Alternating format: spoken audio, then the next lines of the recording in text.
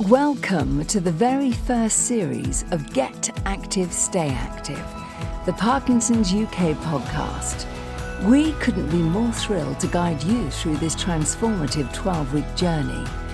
This isn't just a podcast, it's your personal companion to building a vibrant, active lifestyle. Together, we'll dive into expert advice, hear inspiring personal stories, and uncover actionable tips designed to motivate and empower you.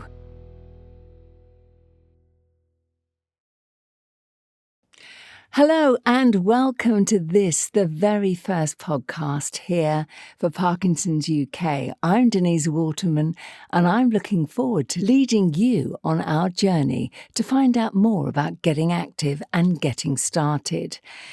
In this episode, we'll explore how to ease back into exercise if you've been inactive for a while.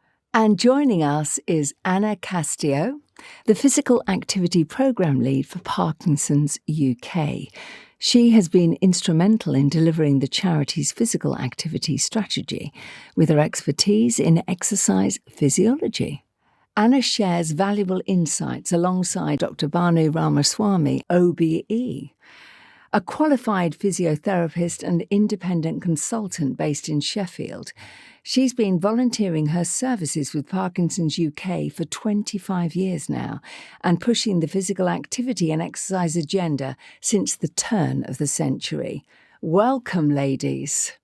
Thank you. I can't wait to find out more. So, starting with you, Anna, please can you tell us more about Parkinsons UK Physical Activity Team and the work that you do to help people in the Parkinson's community? Yeah, physical activity has really gained a lot of profile in recent years about the importance of people living with Parkinson's and the impact it can have on them living well with the condition. So the charity has grown over exponentially in the last 5-6 years, where we started off as a little project in the Northeast and it then pivoted to being a strategy throughout the whole charity.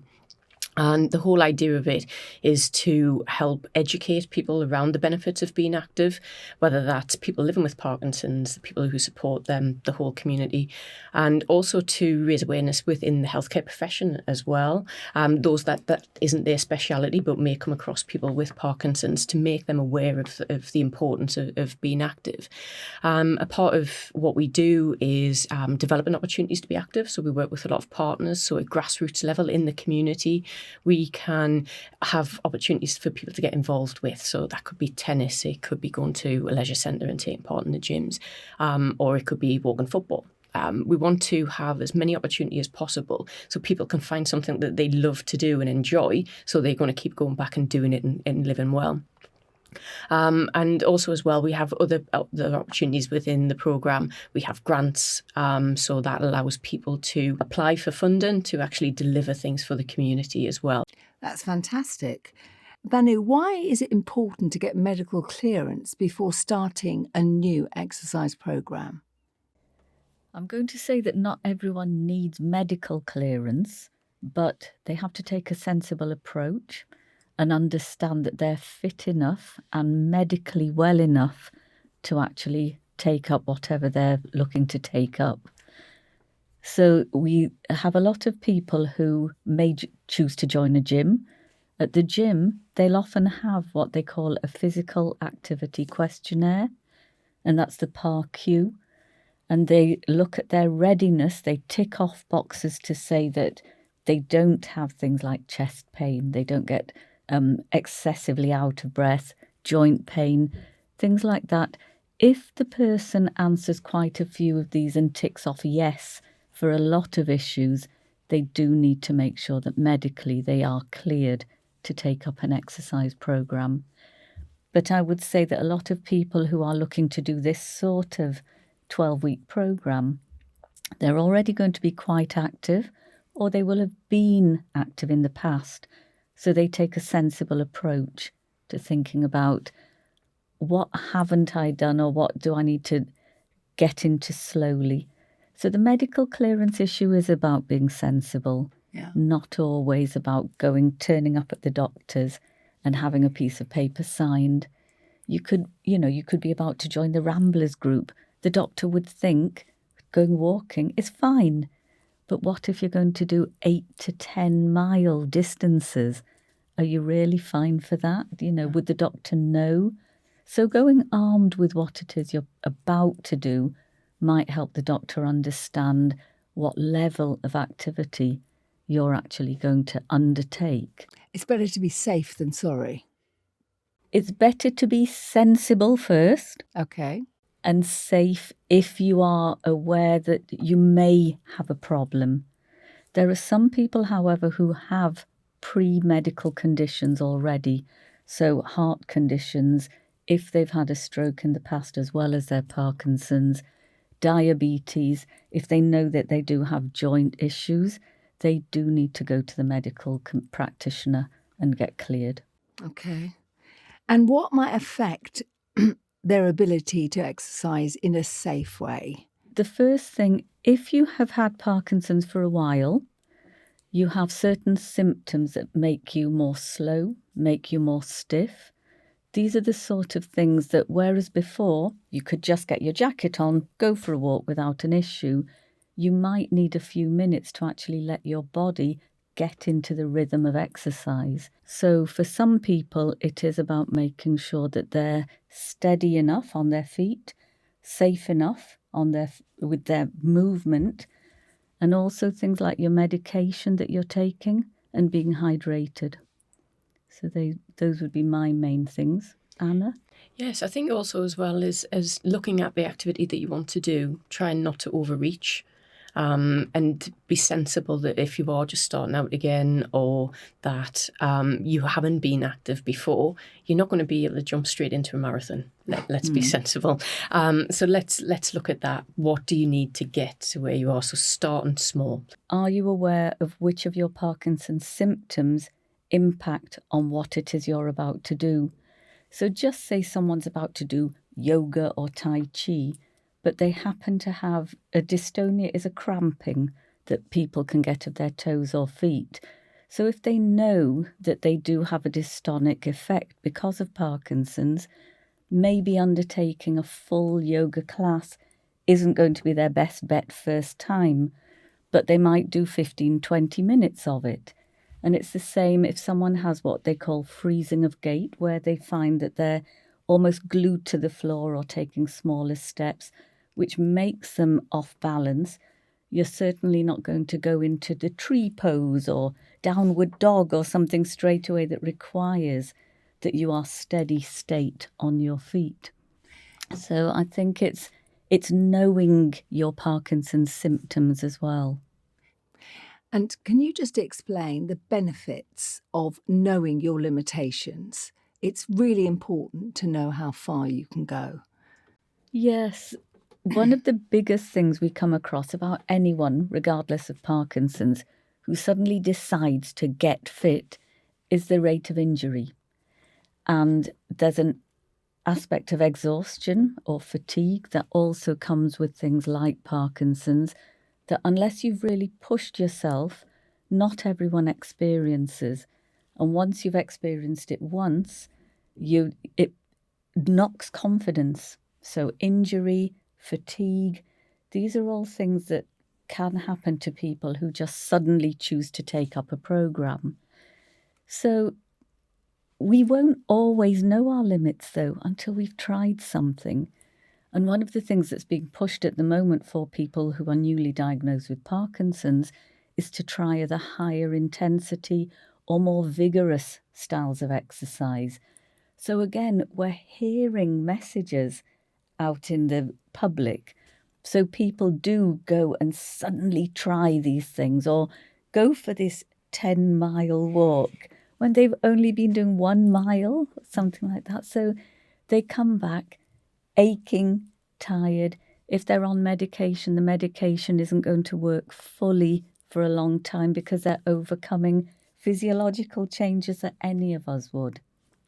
So what medications can affect a person with Parkinson's and their ability to exercise? So most people, at the point that they're diagnosed, they're either given something that will replace this depleted dopamine, which is the chemical that helps them move, or it's a type of medication that actually helps make what dopamine they have available, it helps keep that afloat within the system for longer. So you're looking to make sure that when you are exercising, you're being as active as possible, your dopamine levels are as high or as optimal as possible. So we ask people to think about exercising when they are what they call on, which is the point at which they've got the most dopamine within the body. Of course, an exercise class isn't always going to be at the time that your medication is at its best. So we tell people to be aware if they have what they call an off period. An off is when, as your medication reduces within your system, you find that your symptoms get a little bit more obvious. You might feel slower, you might be stiffer, you might find this dystonia I told you about, cramping, that might occur as well. So people also psychologically can find that they get a little more anxious if their medication isn't at its optimal. These are all signs for people to know whether they've got enough medication in their system. And having enough medication means that you are at your best physically to actually do the exercise correctly. So the first thing I would always say is make sure your medication is at its optimal.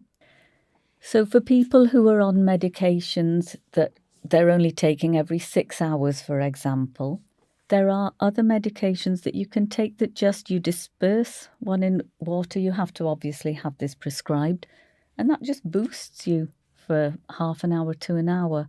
So being on with medication is the first thing. The second thing to think about is for people who are on a medication type called an agonist. And the agonists can make some people impulsive. So I've known someone who used to only jog on the treadmill for 10 minutes, sign themselves up for a marathon.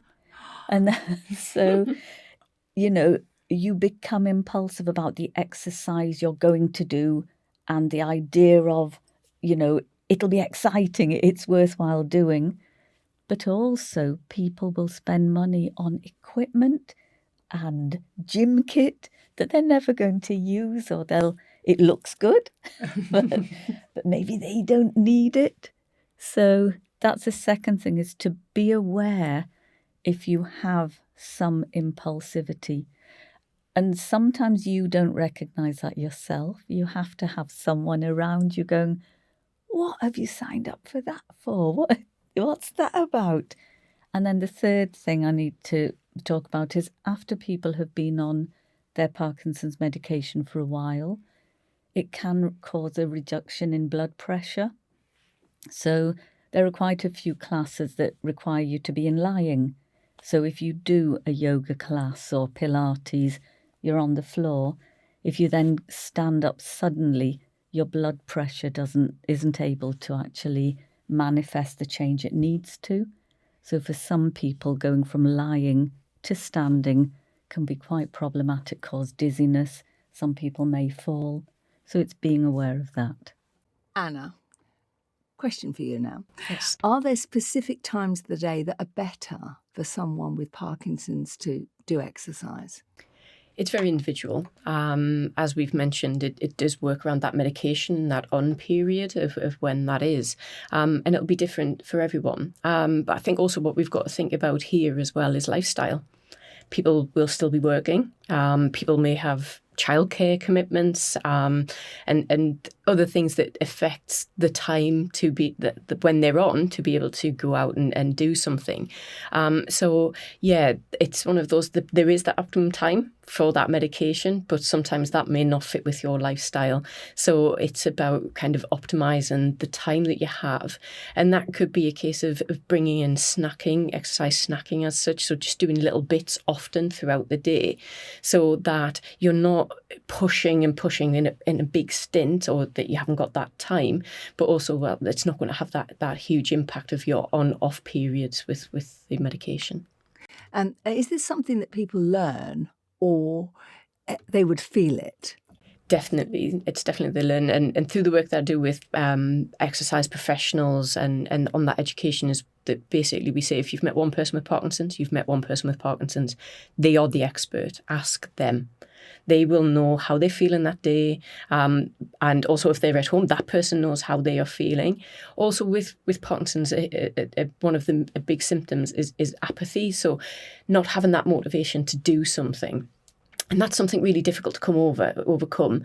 So if you're thinking, I don't want to do it, but you know you should, it's how do we put those strategies in place to help those people keep doing it? So we have to think about that as well. We need to think about those strategies as well. So another message we have is something's better than nothing. So yeah, try and fit it in when you are on, definitely, and have that. But, you know, everybody has lives. We've got commitments. So sometimes we're not always going to be at that optimum when we have to do it. But at that time when you're not feeling so good or you're not feeling as on, try and do something. If you haven't done anything that day, don't be pushing yourself. But definitely that person becomes their own expert in how they're feeling, when they can do something and when they can't. And that's something that it should be aware in the world of people who work with people with Parkinson's, is that they are the expert. If there's anything you want to know, ask them. They will tell you. They will give but that can information. I ask a general question here? And this is from someone that is asking from the outside in. How do you differentiate between someone who just can't be bothered and somebody who may be depressed as a result of Parkinson's? You know, I get days where I just can't be bothered, but what is the difference? With the apathy, it's prolonged, isn't it? Yeah. And it is that general feeling of, and it is that just that they haven't got the motivation and can't be bothered. And it is hard to motivate people. And sometimes that's where we find, and what we've heard is that actually the external factors come in for that. So it's wives, family, siblings, anybody that says, look, you're really not doing much here. We've heard, where it's a case of that people are marched along by their wives to sessions because they're saying, he's just sitting on the sofa not doing anything. And sometimes it takes that, because then once they've done something, people are feeling that benefit. So that kind of gives a bit of motivation, that internal feedback of, I feel good after that. So that helps bring that person out of that. So I wouldn't say that apathy and depression fall, yes, clinical depression and apathy, two different things. But I wouldn't say just because somebody's can't be bothered, it's still an issue. It's not that it can't be bothered, it is apathy. But that's just how people explain how they're feeling, that they just haven't got that get up and go. But it's hard, it's a real difficult one to overcome. And when talking to people with Parkinson's, that's one of the biggest barriers.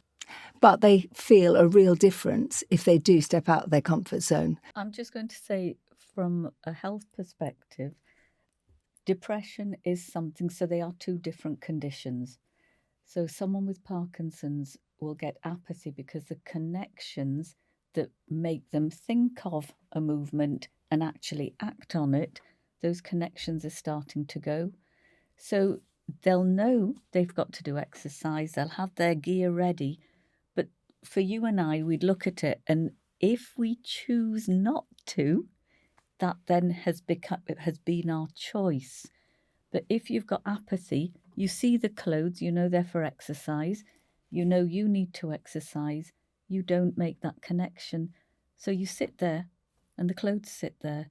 And that's where Anna's point of having someone external to trigger and say, get your gear on, we're going out to exercise, they'll quite readily do that. So the apathy is not a can't be bothered, it's they don't connect to do it, to make a thought into an action, to complete that. Depression is where, because of your mood, you put things off and you think, I'll do it later, or what's the use? They're very different clinical manifestations, but the end result is the same thing, that they need someone else often or some other trigger to actually make them then undertake whatever the activity was. They enjoy it. They'll do it wholeheartedly if they've got apathy, because you've made that connection. They're out doing something they love. And for the person with depression, it becomes embodied. And, as their spirit becomes involved in whatever it is they're doing, they become much more free. They become less withdrawn and within themselves, and then they engage and participate. So end result is the same as well. Banu, what would you suggest to somebody that's feeling side effects when they're exercising? So quite a few people start to understand when they are going off. So the first thing to think about is to drop down either the level of exercise or to alter what they are doing. So, for example, if they're not ready for their medication, it's not due, say, for an hour, and they don't have the little booster tablets, then instead of doing something in standing, if, for example, they're getting this freezing of gait and are unsteady, then they do something in sitting. They might want to change from a high-powered running around exercise to walking briskly. So it's for them to alter what they're doing, or to try and get this little booster medication to make sure that next time they do exercise, they've got enough within their system. For the people who have low blood pressure, they're usually very careful about the exercises that they do on the floor. And when they're coming to stand, they usually roll and sit for a while, let their blood pressure even out, and then they'll get up into standing. Or they might do something on a higher surface, like a plinth or a bed in the exercise space. And for the people with impulsivity, they really need a medication review because it becomes quite dangerous. So it's very important to be aware of all of those things. Yes. Why is it important to start with small manageable activities rather than jumping straight into a full routine? I think we've covered it slightly. If you're jumping straight into it, you've got to kind of be sensible about what you're doing with that. Motivation is a massive issue. There's lots of things that you can do kind of all around the behaviour change model and things like that. But some practical things that we've heard from the community is having your kit out ready to go. So as soon as you wake up in the morning, but also a support network. I am very much one of those people that I need somebody to exercise with. So if I've got that accountability of somebody else, that is great. If you've got that person that's that champion that's going to get you out, that's going to say, come on, get that on, let's go, or tell you, I'm going to be at your door giving you a knock, then that becomes that motivation. But things like keeping a diary, if you're that type of person of it's in the diary, so I'm going to go and do it, that can be another strategy that works. We've heard a lot of from the Parkinson's community that physical activity wasn't really on the agenda when they first were diagnosed, but as they started to progress with symptoms and they were told about physical activity, they felt the benefit on their symptoms. So they would exercise and they would feel better amongst themselves. Their mind, they were in a better place, or they felt kind of a reduction in tremor or something like that. That becomes that motivator and that becomes that hook to feel that again. But just starting out look at what does motivate. Is somebody holding you accountable? Have a look online. There's lots of self-help things that you can do, that you can try to see what works for you. And also speak to the community, speak to friends. What motivates you? We have different strategies that do that. But again, just remember, as soon as you're going to start out, start small. That may be that you're just in and around the house.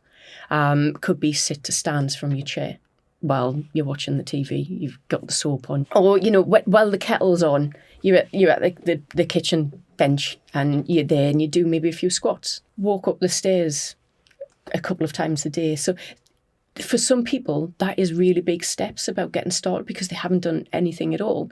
For others, it's that, okay, so last week I went out for 3 walks, right? Can I pick up that pace and do that same distance a little bit quicker? Just trying to build up on the recommendations that we recommend for people with Parkinson's. What can they incorporate for that? And look into what they want to do.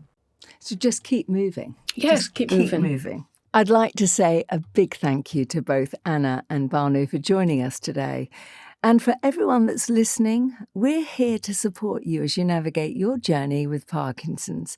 Remember, you are not alone. Let us help you find your way forward. For more information, resources or support, please visit the Parkinsons UK website at www.parkinsons.org.uk. Until next time, take care, stay strong, and we'll see you on the next episode.